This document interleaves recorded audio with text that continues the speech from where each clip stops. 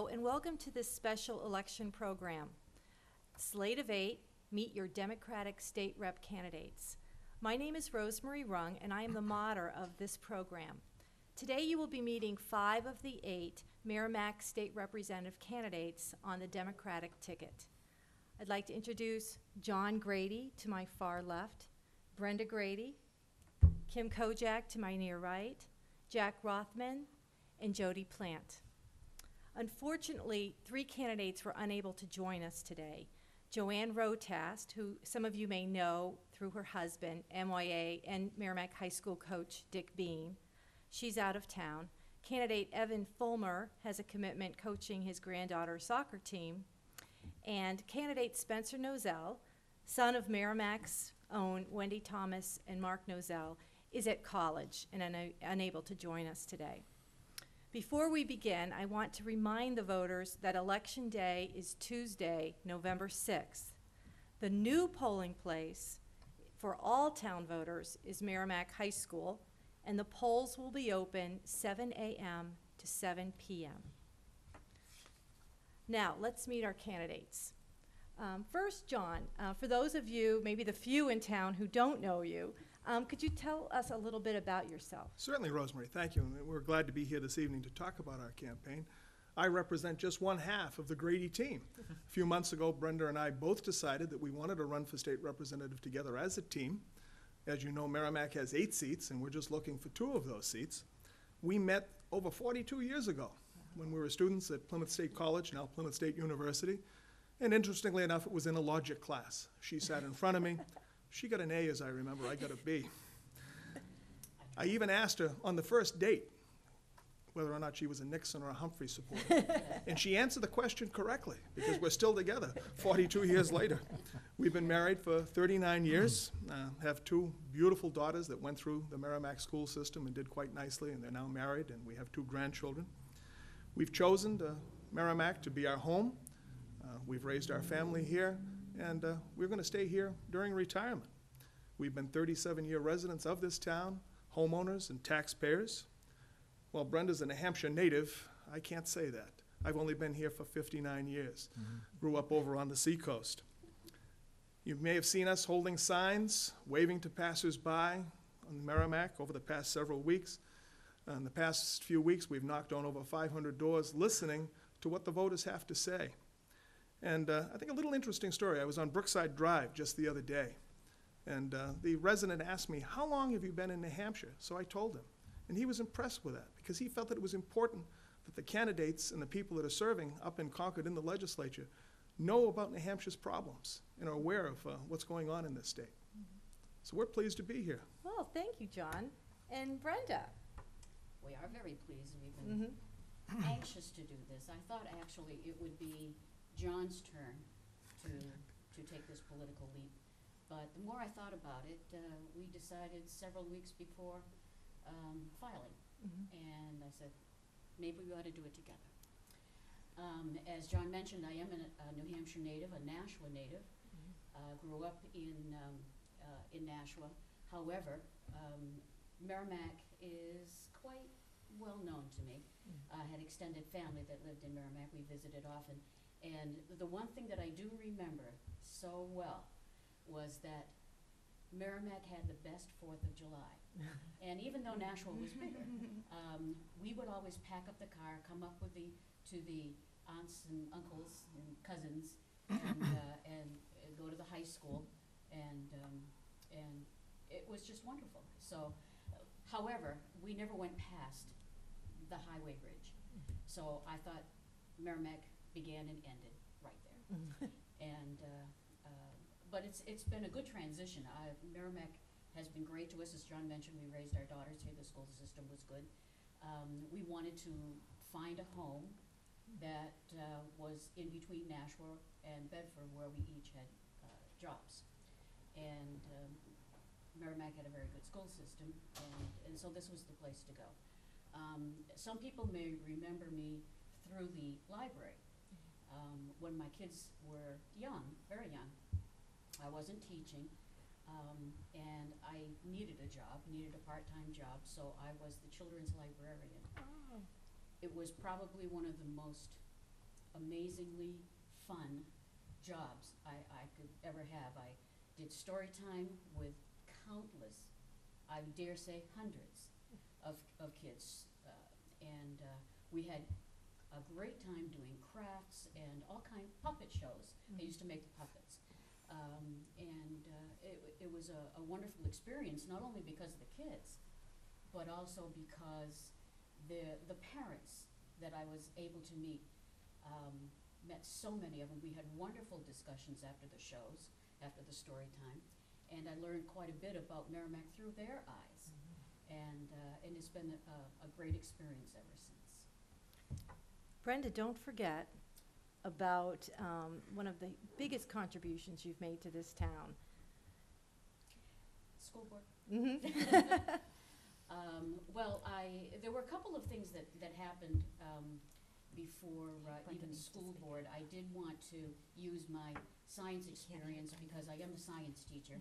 I was the head teacher the last 5 years at Nashua High North and before retirement. And when I was trying to get back into teaching, I wanted to make sure that I had some experience in science again. My science background came into play when I volunteered to be on the Conservation Commission. So that whetted my appetite for more involvement, ran for Budget Committee, and won at least one term there. But school board was the big one. That was a big jump, and one of the most rewarding experiences during a difficult time, but one of the most rewarding experiences of my life. Well, Brenda, I had the biggest privilege I've ever had was serving with you on school board. Thank you. You were a fantastic role model for leadership, and I have to thank you because I really haven't had the opportunity to do that, but you always came so prepared, so open-minded, and the coolest head on the school board. So on behalf of everyone in Merrimack, thank you. I know many people move here because of the quality of education, and you have a great deal to do with that. So thank you. And Kim, you're going to seem like a newcomer to Merrimack. Oh, I am. Yes, I am, Rosemarie. Well, I'm originally from Texas, as many of you know, and I moved to Massachusetts in 1990, following my children's father with his job, and just fell in love with New England. I had an opportunity with my company to come to Nashua in 1996 and fell in love with New Hampshire. What a great state. And this is where I met my fiance, where my children went to school. My oldest daughter went to UNH. And I have always felt that New Hampshire just had so much to offer families. And it's a beautiful state. I love the weather. I love the White Mountains. The school system has done a great job with my two beautiful grown daughters now. And Merrimack is the place that me and my fiance, Jeff, decided to make our new home, and this is while most of the kids were still at home. Combined, we have a total of 5 children. Wow. So we were able to find a nice place just off Camp Sargent Road, and we just have so much recreation right there in front of us. We enjoy canoeing on the lake. We enjoy walks. We just love the outdoors. I happen to have a very large yard, so I can enjoy my gardening as well. And Merrimack is a town much like the town I grew up in Texas, which was a small-ish town. And I really enjoyed always being able to see my neighbors at the post office or the grocery store or out and about, which is something that I can find here in Merrimack, which didn't happen so much when I lived in Nashua because, of course, that town is a lot larger. So I've been in Merrimack now for approximately 10 years. Very happy here, and will continue to stay here, I hope, for a long time. Good, thank you. And Jack, tell us a little bit about yourself. Well, thank you, Rosemarie. My sojourn wasn't quite as far as Kim's. I'm originally from New York, but my wife and I would come up here on weekends, vacations. We actually rented little campers, and we camped throughout New England and mostly in the White Mountains, throughout New Hampshire. Loved the state. We spent a lot of time here. And then after a couple of years, we decided, well, this is silly. We didn't like where we were living so much. We loved New Hampshire. We moved up to New Hampshire, the western part of the state, though. out in the Hinsdale area. And actually, both my daughters were born in Keene, which was the closest hospital at that point. I remember the New Hampshire winters, which my second daughter was born, it had to be 30 below. 30 below. When I got in the car to drive, the tires were square. Oh, wow. It was unbelievable. We got there in the first place, but everything went fine, and it was pretty amazing. So they're both New Hampshire girls. We lived there for a while, and then I got a position with Digital Equipment Corporation, Decky. a good old Decky, down in Massachusetts. So we moved to a town in central Mass, stayed there for some time, and then the division I was in decided to move up to Nashua. So we were thrilled. We said this is an opportunity for us to come back to New Hampshire. We came up, looked around, found Merrimack. We loved it. We had been here before, again, like I say, camping and recreating. We loved the small town feel that we had in western New Hampshire. Very personal. So, like Kim said, you meet people, you greet people, you know your neighbor. But it also had the cultural opportunities and the quality of life we were looking.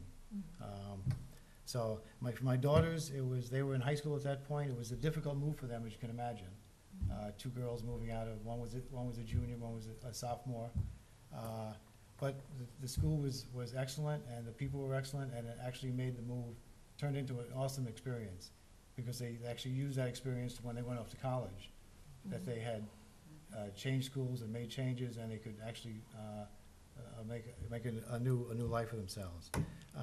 So I've been in Merrimack itself for about 18 years. I became the treasurer for one of our local community theaters. I served on the school budget committee. And actually now I'm on the dog park subcommittee of the Parks and Recreation Committee. The Parks and Recreation, we're finding and building a dog park. And that's more for my two golden retrievers than for me. But it is a lot of work, but I know they're going to enjoy it.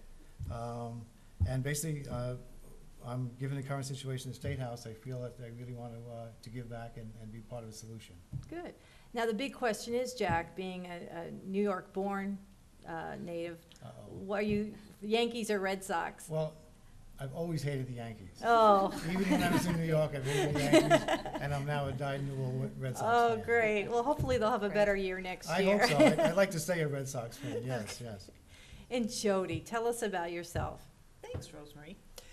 We moved from Virginia to Merrimack when I was 12. I went to the 6th grade in the Mastricola Elementary School. Finished my education in Merrimack, and we moved to Nashua briefly. I got married and had 2 girls who are now living in Florida. I spent a lot of time with the kids in Merrimack growing up. They went all through school here. We did the soccer and brownies. I was a brownie leader. I spent a lot of time with them. We'd go skiing in the mountains, went to the beach. We used to vacation every year.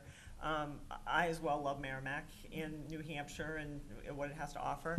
I have to say, every year when I was a kid, we went to the 4th of July and sold balloons, and it was just very, very great time. I mean, everybody from Merrimack was there. There weren't a lot of people in Merrimack, and so everybody knew everyone, and everyone participated. It was just really fun. So I just wanted to let you know that I love that as well. I work for my father, Dick Tingloff. I've worked there for 25 years. I'm a licensed agent. Oh, Dick Tingloff, yes. Everyone's seen the sign on Route 3 in Merrimack. I have worked there for 25 years and had a lot of opportunity to interact with the community in many different ways, but mostly, the clients that I see in my office. And I've learned a lot from just the interaction that I've had with my clients over the years. And that tells me a lot about how Merrimack is doing. And so I've decided to just jump in basically for that reason, and especially now. But and also I'm a hospice volunteer, and I've come across some situations with my hospice training and also being a volunteer that also gives me a lot of contact with the community. So. Great, thanks. Thank you. This is an important race. There are 8 other candidates besides the 3 in Merrimack that aren't on the Democratic ticket that aren't here today. So I really want to find out from everyone, why do you want to run for state rep? Is there a particular issue that sparked your interest, or is this just a time where you really wanted to serve the community in that role? John, why don't we start with you? Well, first, Rosemarie, I'll tell you why I'm not running. Oh, I'm not running for the money. yeah. I don't think many folks recognize that New Hampshire has a truly citizen legislature, and the salary is only $100 per year. So certainly not doing it for the money. You know, when our girls were growing up, we always tried to stress volunteerism and giving back to the community. And Brenda and I both tried to serve as role models, be it volunteering at the soup kitchen, working on the board of directors of the community band, and working at their fundraisers. I served a term on the Board of Selectmen here in Merrimack in the 80s. I served 5 years on the library trustees, served, I think, 8 years on the municipal budget committee and on the school budget committee. I've been a member of the Exchange Club, a community service organization, well, since it was founded back in 1984. And some folks may have seen me helping out with the recycling of aluminum cans in the shelters that we have around town. And since 1986, I have been in the holiday parade each year. I'm the fat guy with a red suit. So folks may not have recognized me there. Brenda and I are now retired. I didn't feel as though it was time to go to Walmart just yet to hand out shopping carts. Been a little displeased with the tone and the actions of our legislature in Concord. I've seen this politics of confrontation that I really think needs to end. Folks need to do more listening up there and less talking. People, as we go door to door, are disgusted with not only Concord, but with Washington as well. They're disgusted with the gridlock. They're disgusted with the us versus them bickering that's taking place. Folks are concerned that the legislature seemed to be spending so much time this past session on social issues rather than tackling the real issues that face our state. We stress, and we believe very, very strongly with the values of public education. Brenda and I were both university system graduates at Plymouth State College. We both came from families that didn't have much, blue-collar families. My dad worked in a factory for years. And in the afternoon, when he got done at the factory, he worked part-time as a janitor so that our family could survive. We both went to the university system on scholarships. If it weren't for the national defense loans and scholarships, I wouldn't have been able to make it. I was able to work 3 part-time jobs while we were in school. I had 2 jobs during the summer, working over 60 hours a week, and I was able to finance my way through school doing that. We can't do that today. The university budget has been devastated by this past session of the legislature. They cut the university funding by 49%. That's not just a cut, that's a meat axe type of approach. Already, New Hampshire had the least amount of aid to our university system of any state in the nation. So we're even beyond dead last right now. So I guess the question I have to ask is, do we value public education, post-secondary education here in New Hampshire? And it's not just the university system with their $50 million that was cut from the budget. They cut the community college system budget. And you know, not everyone needs a 4-year college education. Our community college system is really the jewel, I think, in this state with their 2-year associate degrees. And it used to be called the vocational colleges. And there are still many vocational programs. I look at Brenda's brother, her older brother, who was an engineer and had an associate's degree from the community college system. I look at her younger brother, who's an auto body man and an auto mechanic. I call him the doctor. So not everyone needs that 4-year college education, but I do think we have a responsibility to support education. And the average family, and I'm hearing this so often as we go door to door, just can't afford now. They're questioning as to whether they're going to be able to afford to send their sons and daughters to our university system. We keep hearing about the New Hampshire Advantage. And as far as I'm concerned, the New Hampshire Advantage is an educated workforce. And that's something I want to see us work toward. Not that we want to blindly give the university system every dollar that we have in this state. I'm concerned that there may be some inefficiencies. I have to be convinced that the chancellor's office is worthwhile. But I do think we need to take a close look at the cuts that were made in this past session, and we need to take a look at the values toward post-secondary education. So that's why I'm running. Well, I can attest to that, John, because I'm preparing to send my 3rd child to college, and he's looking at Plymouth State College, and I was stunned to see the increase in tuition from when my older 2 children went through the university system. So you're speaking to something that's near to my heart. Well, one thing that bothers me is, you know, I've heard people say, well, let them borrow the money to go. I was just reading the other day, New Hampshire students, New Hampshire University System graduates, have the highest student debt of any state in the nation. The university system graduates come out of school with a debt of $34,000 Yeah. before they get into the workforce. I think we need to do better than that.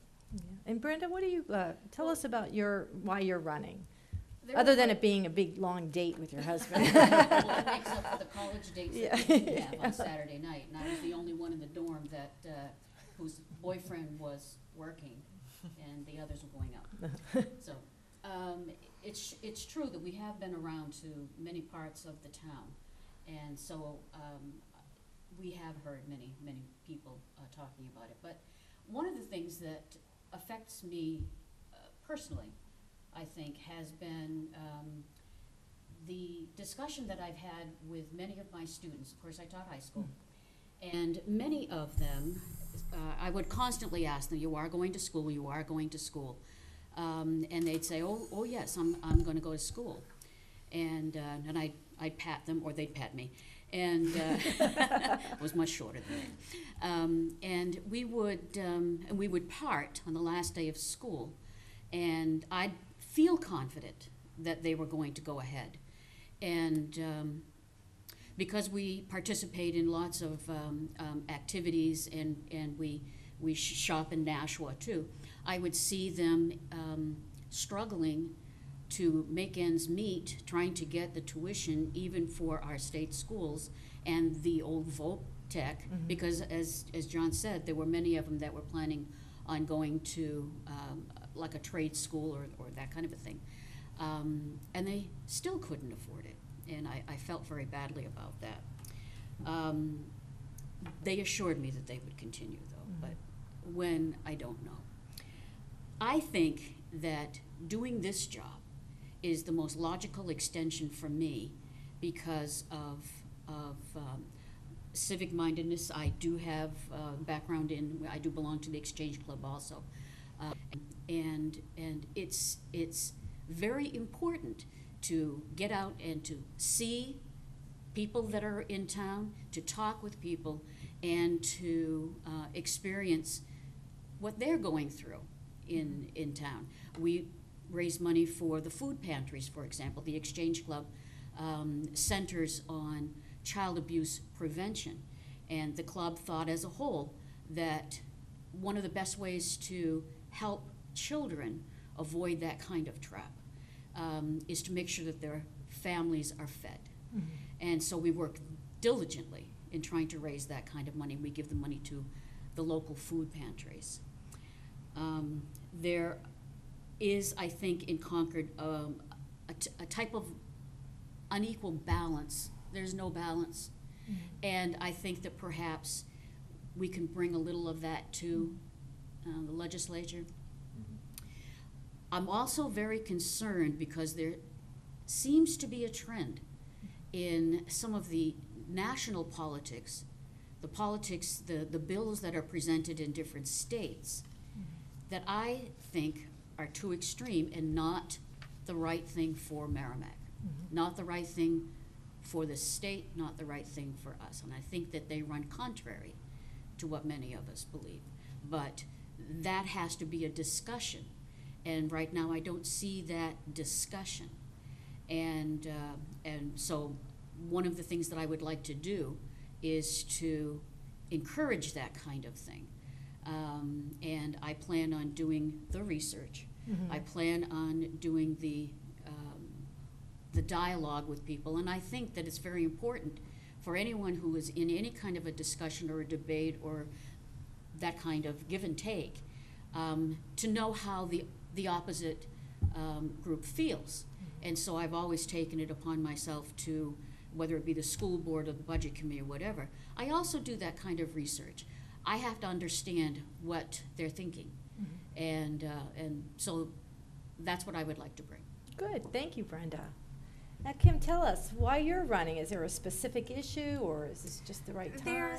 There's not a specific issue. It is a really good time for me after being a professional in the multifamily housing industry for almost 30 years. I have recently retired, so I now have some free time.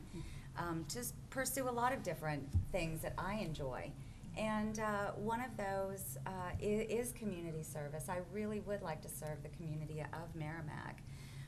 In my job as a professional in the multi-housing industry, though, one thing that bothered me the last couple of years was people that were moving into apartment homes because they lost their homes. They just could not afford it. Their mortgages were upside down. They were underwater, and there just wasn't any way to fix that, really. So, you know, I did help a lot of people in that situation, and I thought that a lot of that blame was not on those people that were the homeowners, but it was just on the mortgage industry itself, and kind of the unregulation that we've seen in that industry. And I just feel like we should have more regulation and more oversight so that people don't lose their homes, which is so personal and means so much to people. And it does take a lot of money to live in a home or even to rent.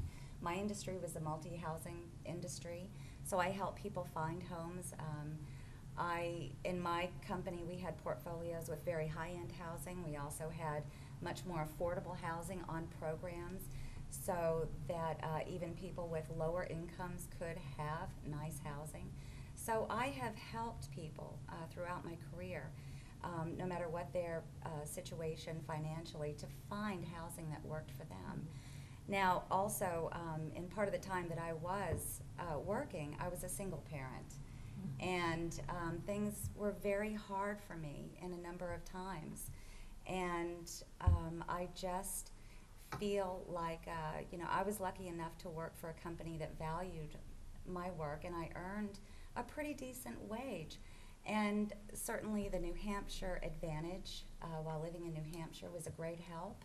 I was able to put 2 daughters through college, so I'm extremely proud of that. But I do feel like the New Hampshire advantage is slipping. I think with the defunding of the university system, I think that's going to make it a lot harder for families who are trying to provide a home for their children, also try to plan for their college. So that is an issue that's also very important to me as well. And also just the current budget, which actually makes the towns much more responsible for the spending, and I think the homeowners are going to actually take on the brunt of that. And I think homeowners have a lot to deal with. Housing shouldn't be such a large portion of our income, but it is. And to have those taxes then be a responsibility of the homeowner, I just don't think it's right. So that's another reason why I'd like to run for state rep. And I think I do have terrific listening skills, communication skills. It's all I've done for the past 30 years is talk to people, and I'm happy to do that. I like to listen to people, and I think I will be a very good asset. And I've got common sense. Yeah. Which we can never have too much of. No, I don't think so. Yeah. Jack, what about you? What's making you run this time? Well, as I said, given serious financial economic issues facing Merrimack and New Hampshire, to touch a little bit with what Kim and John had said, education, energy issues, economy. What I see with the current legislature, it's a microcosm of the U.S. Congress. The priorities seem to be out of whack. There's so many issues that need to be dealt with, and they're spending so much time, so much energy, so much political capital on what I consider some social issues. Example, the recent law to allow people to carry concealed weapons almost anywhere in the state without a permit. I see nothing wrong with guns for hunters, for collectors, but to me that seems a little bit beyond the pale to be. Again, I was talking with someone about college students. They're allowed to be on campus now. So to have a college student sitting in a class, you may or may not know somebody else is carrying a weapon. It's a little scary. There's no really need for that. And there was a lot of capital spent on that, a lot of time. Also, they're spending time on like power play issues. They're proposing a bill now to eliminate judicial review from legislative acts, which to me seems not unconstitutional, if anything else. We're a system of branches, checks and balances. So to say the judicial can't oversee legislative acts makes no sense to me. But again, that's the kind of issues they're spending time and effort on, and not to me addressing the real issues of housing, education, energy. And on fiscal side, similar again, like John was talking about, serious cuts in funding for the higher education, and that's got a major impact on them being able to provide services, to give grants, to give loans to students, scholarships and whatnot, and that's going to severely reduce students' opportunity to go to college. They just cut the revenue cut in the cigarette tax. Again, we already had the lowest tax on cigarettes in New England, so this isn't giving us any advantage. All it does is reduce revenue. I'm not sure why they would be doing that. And one that really gets me, I don't know if the rail transit system is a good idea or a bad idea, but apparently we're not going to find out because they've cut funding and they've cut the committee to study that. And to me, that would bring jobs and economic boon to the Merrimack area, the Nashua area, right up the state.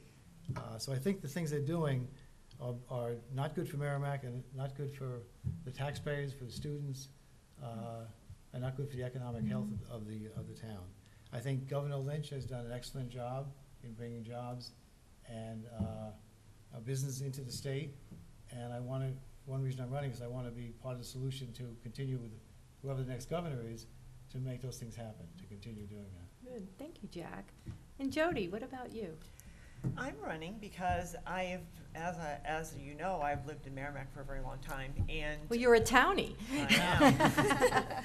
Yes, I am, and I'm proud of that. I talk to, again, clients every day, and I've seen in the last couple of years so much struggling, and people that are losing, families losing their homes. They don't know where to live. They don't have a lot of money for food. They're just in a bad place, and they just don't even know where to turn. And seniors losing some of their Meals on Wheels, having problems with health care, prescription drugs, very expensive, can't afford them. They not take what they need because they can't afford to buy them. Children, services for the kids, for all kinds of kids, for special needs kids, and kids for programs that they need that are going to better their education. Everything is getting cut, and it's over the past couple of years. I've noticed it dramatically. I've noticed it from just the conversations that I've had around town with friends and family and clients of mine, and something's got to be done. I mean, we need to make some changes. We need to get Merrimack back the way it used to be, where people were happy here and comfortable, could afford to live here in their homes and participate in the community. And I see that slipping away, as well as things like education, all the things that you have all discussed. I obviously agree with all of that, but and that also affecting our quality of life here in Merrimack. And we need to bring back the good times, where people are feeling good about Merrimack and being able to be comfortable here and not have to suffer, because suffering is everywhere. And a lot of times we don't even know it because people are ashamed to talk about it, and they don't want to even ask for help, which is so sad. Luckily in my job I can reach out. Sometimes they don't even know, because it's so important to take care of our community. Well, what I hear everyone saying is that the New Hampshire we know and love, and the reason the New Hampshire we moved here is changing because of what's going on in Concord. Now, my next question to you is, if you are elected, what skills will you bring? I know we've talked about that, but I guess why should the voters vote for you? John? Well, I think, as you know, Rosemarie, I served in an administrative capacity for many, many years, and I think if that taught me one thing, it's the importance of listening. And we've been talking about that, so, thus far tonight. Brenda said it, I think, quite well when she said dialogue is so important. If you're going to work with others, you've got to listen to what they have to say. Unless lightning strikes, not everyone in this room is going to be going up to Concord after November 6th, and I think we need to be realistic. we're going to need to work with members of the other party. We need to work together. And I think I have the ability to do that. I think I can disagree with folks without being disagreeable, without having the confrontations. I bring some experience in education. I bring some experience dealing with labor issues. I've been on both sides of the issue in terms of collective bargaining, both sides of the table, both as a worker, if you will, and also in terms of management. I'm interested in our state's election laws. I'm very, very concerned that there may be a movement afoot to make voting more difficult. I think if anything, we need to make voting easier for folks, and we need to remove the obstacles. So those are some of the skills that I would bring. That's why I want to go to Concord. Thank you. And Brenda, I know I've said this before, I've witnessed how well you tackle issues and work well with others, but do you want to say anything specific to your skills? Yes, I would, Rosemarie, and I'm not ashamed to say that I have a great deal of empathy and caring for other people, no matter whom, how, why. Maybe that's because of the way I was brought up. Maybe it's because of my teaching and having so many different kinds of kids and dealing with their parents too. I do care. The other thing is that maybe it's the other side of the brain. I also have that ability to make well-reasoned and well-researched decisions. And I think that's of vital importance. And maybe that also is part of the balance I speak about. Because if a person in the legislature decides to vote yea or nay on an issue that's going to do one thing, what's the other thing? And sometimes they may not be looking at that. Sometimes they don't know. They have to actually go out and discuss that, dialogue, find out. There is an effect, a cause and effect. That's the science in me. But the other thing, and this is a story about Merrimack, when I was in the 7th grade in Nashua, my very first science teacher, first male teacher I ever had too, was a man who lived in Merrimack. And I thought the world of him. I was amazed. This father figure maybe, this commanding person. And he was tough. I used to think that I used to call him the toasted marshmallow. Oh. He was hard and crispy on the outside. That's the thing that he wanted to project. But he was soft and mushy on the inside. And one day, he stormed into the class and very gruff. He was very gruff. He was an ex-Marine, and I think a drill sergeant, and you know, if you can picture. And he handed out these papers to us, these scared little 7th graders. And it was called Scientific Attitudes. And there were 14 statements. And they were all about how a scientist works, how a scientist thinks, how a scientist acts towards other people and his or her work. There was one of them. All of them I think I could remember even now. And part of that is because I taught my students every year that I could those 14 scientific attitudes. But there was one that I wanted very much to remember for days like what I plan on hopefully would be able to do after November 6th. And that is, one of the attitudes he said was, no matter what your opinion, even if you've drawn a conclusion, be willing as a scientist to change your mind if new facts are in the offing, if you discover new input.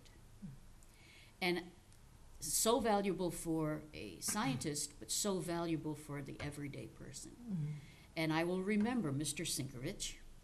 If you still have relatives here, he's long gone, unfortunately. I will remember that. Good. Thank you, Brenda. I've heard that nobody ever changed their mind. They just come to a different conclusion based on new facts. And that's the way it should be. Yeah, that's right. And Kim, what about you? I mean, you obviously have had a long career where you've had to help people find housing, even when they're coming from very difficult circumstances. I'm sure you think that that's going to be a big help as a state rep. Well, I do think that's going to be Yeah. a big help because my whole career has been just working and helping people with housing. But once they are settled with housing, then I have always helped them with other issues that are related to housing. So it's been an ongoing relationship. And I love those ongoing relationships. I am a people person, and I like making new friends. I like hearing other people's stories. And what a treat to hear that story was great. But also, because I have worked since I was an adult, worked very hard, I do have a lot of empathy for people who are struggling and people that have children. And I think we need to get back to having a higher value placed on work. And I think that the way things in Concord are going now are not the best for Merrimack and the working people of Merrimack. I think that we need to make sure that we do have a priority to educate our children if they want an education.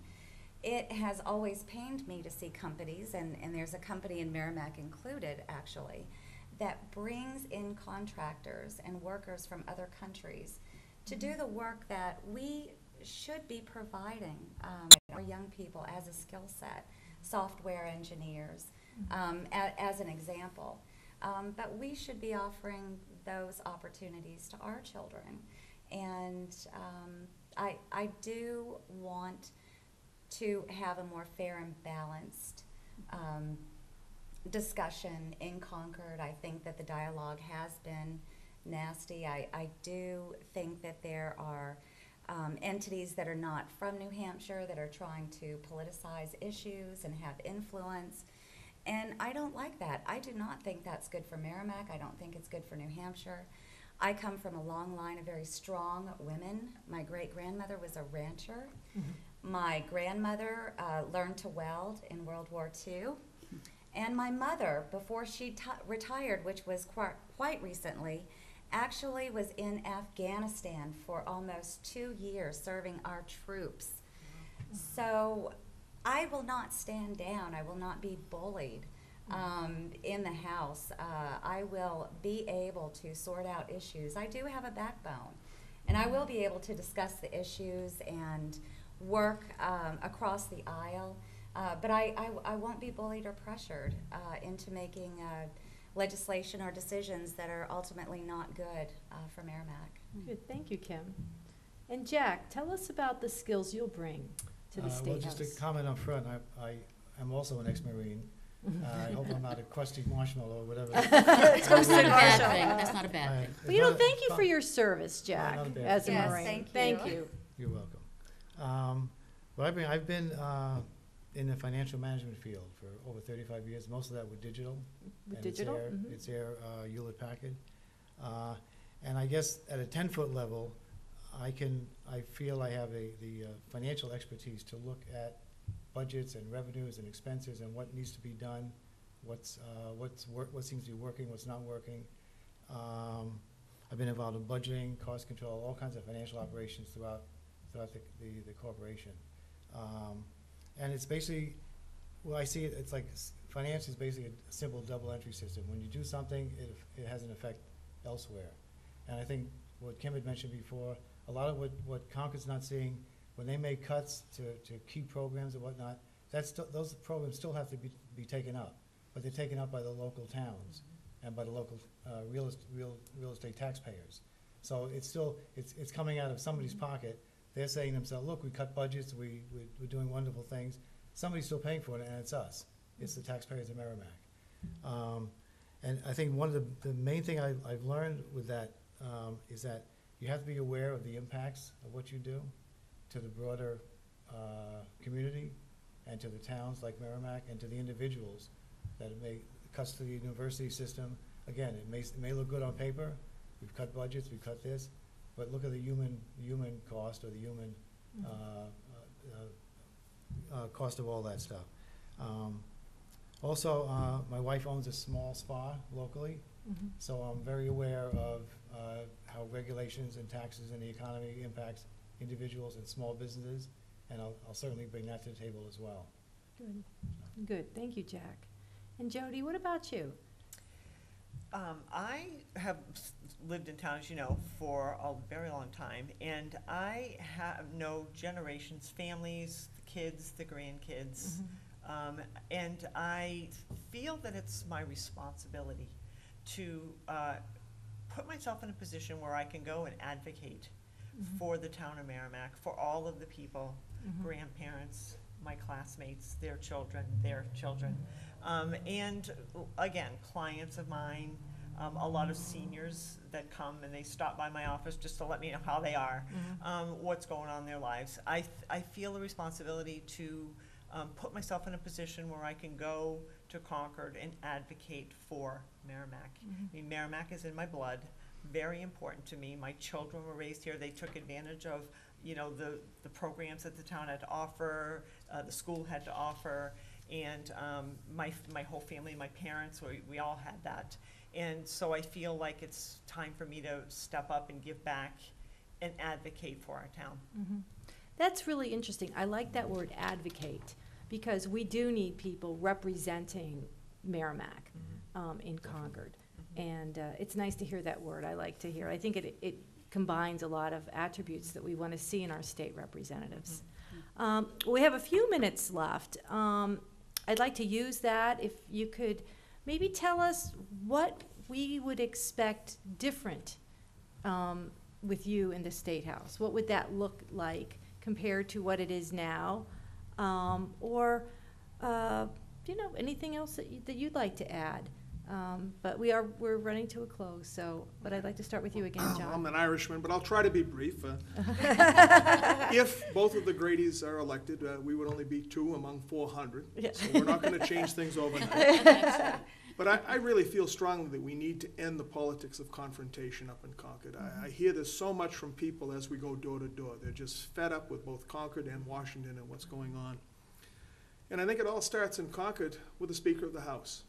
And unfortunately, the past 2 years have been an example of it's my way or the highway type of attitude that the Speaker of the House has had. And it hasn't always been that way. I can remember going up to the State House in the mid-'60s when I was in high school. Our state representative in the town of Greenland brought me up. I was a guest for the day. I got to sit on the House floor, got to go to committee hearings. I thought it was just absolutely terrific. And I can remember Walter Peterson was the Speaker of the House. He went on to become governor. And I was impressed with how respectful he was of all 400 reps, not just those of his party, but of both parties. And I think we really need that. And I would hope that if I am elected, if we are elected, that we might have some influence in getting us a new speaker, either from our party or maybe a coalition candidate, because things need to change. Folks need to be able to exert their independence, and they don't need to follow the party line. I haven't seen it, but I've been told that the other party, when they come to votes, actually have flags up front, and they wave a red flag or a green flag to tell their representatives how to vote. I don't think I would ever need that. I would hope I'd be smart enough to do this on my own and to read the legislation and talk with others without having to look at a flag. So I'm hoping that we can make some changes in that result and be listening and talking with people instead of at them. Good. Thank you, John. Brenda? I guess I could chime in a little bit with that attitude. I think the biggest thing I would like to see is civility.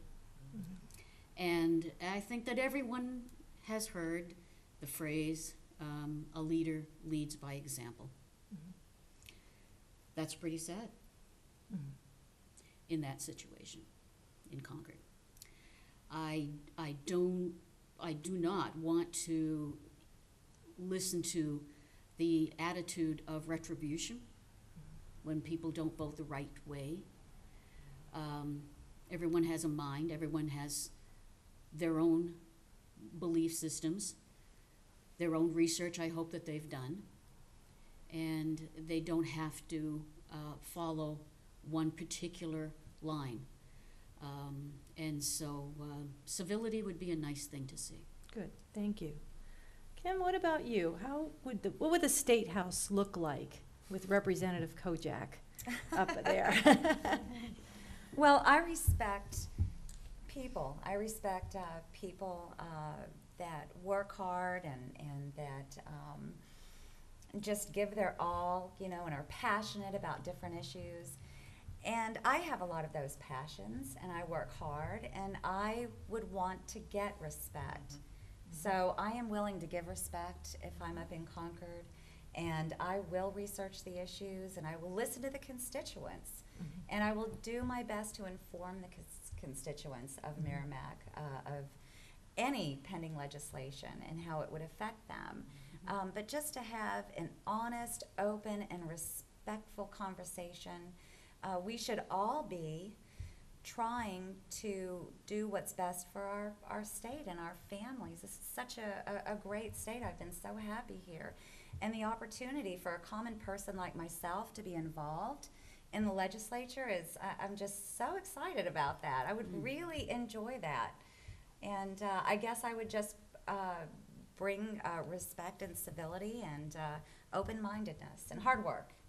All right. Well, Jack, what would you bring? How would it look different? Listening to what they said, I agree with that. Again, going back to my background in corporate management with digital, I think I know how things get done, and it's not through confrontation.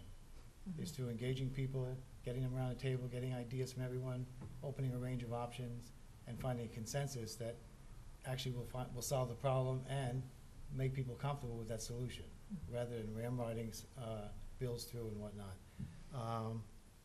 I know the compromise has become a four-letter word in this country. In Congress, in state houses, it's seen as a sign of weakness or somehow giving up, and it's not. That's the way that's the way things get done.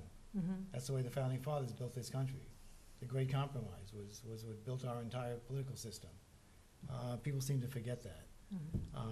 And it just seems to me that a lot of representatives I see, they go with an agenda up to Concord, and they refuse to have dialogues with people who don't agree with them or the other side of the aisle, and nothing gets done. Like I say, either bad bills get passed, no bills get passed, or bills get ramrodded without input from the whole population, from towns like Merrimack and other towns similar.